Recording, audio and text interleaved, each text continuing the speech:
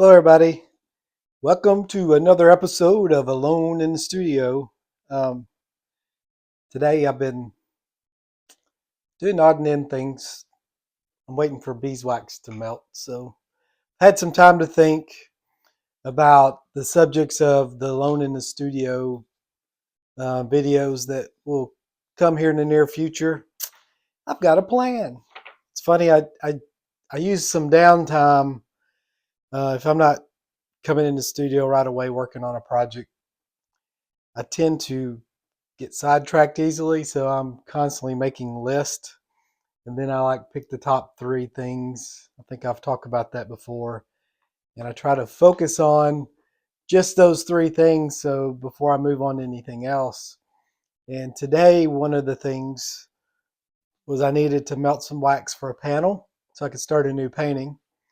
And then I wanted to do a new video for Alone in the Studio because I haven't done one this week yet. I'm trying to keep one of these posted every week, either here as a regular video or YouTube Shorts. I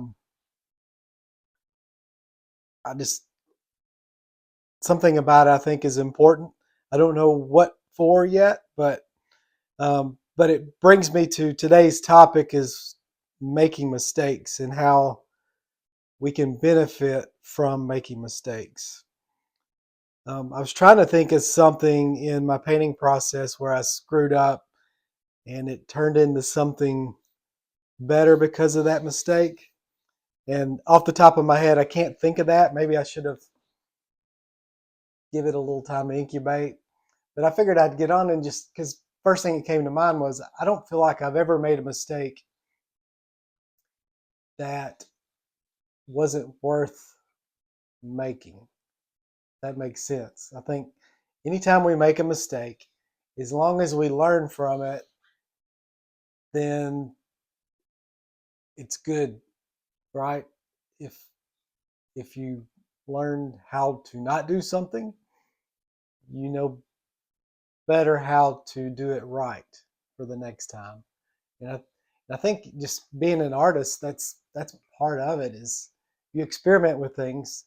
Most of them are failures, and then eventually you catch on to what doesn't work, and you pinpoint the things that do work, and then you keep repeating the things that work, and that's how you get really good at whatever your process is. In my case, it's transferring ink on the beeswax. It started out as just playing around with some small imagery from magazines and putting that on barnwood. Really liked the look of it. And I had this dream that I wanted to do larger paintings, so I started piecing things together. And I realized that if I could piece something together like a small puzzle, why can't I do a larger puzzle? So that's that's how it evolved. And over the years, I've tried different types of wax, different magazines, and a lot of those were mistakes. They didn't work out like I hoped they would. But because I did that, I learned what worked, and now I have the process that I do, and I'm pretty excited about it. I mean, I've been doing it for 15 years now, and I'm probably going to continue doing it. And I've got some ideas of how I'm going to incorporate some new things into my paintings. Just those type of ideas that I'll have may cost me some time being productive, because in order to grow, when you're trying new things, they don't work out, so it may set me back a little bit. So while I'm working to complete paintings for a show, I stick with what's tried and true because I'm on a deadline.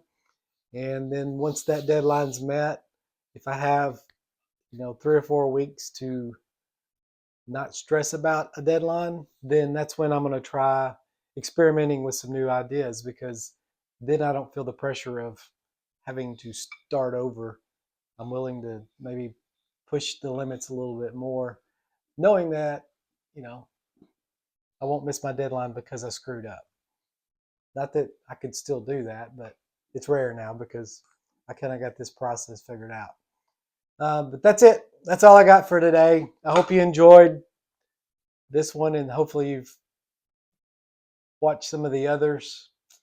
One thing I'd like to mention on this video that I haven't talked about before, um, there's a podcast called Drawing South that my friend Mike Mitchell does. I've been on it 3 times, and he's recently started doing these write-ups about each artist he's interviewed, and there's been over 50 artists that he's talked to. I don't know how many episodes there are out now, but it's a great podcast.